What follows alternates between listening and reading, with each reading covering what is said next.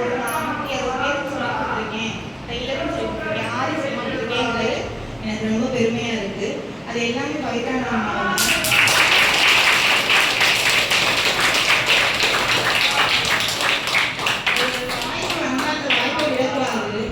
எப்பவுமே வந்து அவங்க சில பேர் சொல்லுவாங்க, ஏன் இங்கெல்லாம் போய்கிட்டு ஏன் போறீங்க, எதுக்கு அதை கற்றுக்கிட்டு அப்படி வீட்டில் இருக்கலாமே, கற்று என்ன ஆக போகுது, வெளியே கூட கற்று தர போகிறாங்க, நாமளே ஏன் கற்றுக்கணும், நமக்கு கற்றுக்கலாம்னு ஃபஸ்ட்டு வருவோம், அதுக்கப்புறம் நான் 2 பேருக்கு சொல்லிக் கொடுக்கலான்னு தோணும். நான் டீச்சர் ட்ரைனிங் முடிச்சிருக்கேன், ஸ்கூலில் வேலை பார்த்தேன். வேலை பார்த்துட்டு எனக்கு இது கொஞ்சம் இன்ட்ரெஸ்ட்டு, அதனால சரி மேரேஜ் ஆகி வேணாம் சொன்னாங்க யாருமே. நான் பண்ணுறேன். இன்னைக்கு நான் ரெகுலராக பேட்ச் போய்கிட்டே இருக்கேன்.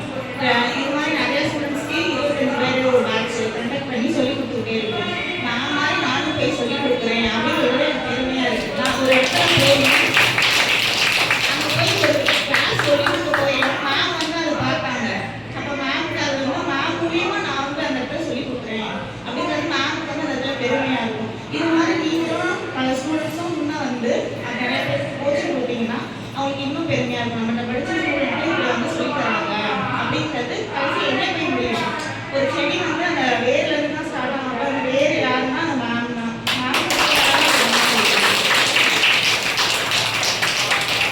அது மாதிரி நான் இன்னும் மேம்கிட்ட ஒரே ரிக்வெஸ்ட் கேட்டுக்கிறேன், எனக்கு வந்து கண்டிப்பாக மேக்கப் கிளாஸ் நீங்கள் சொல்லித் தரணும்.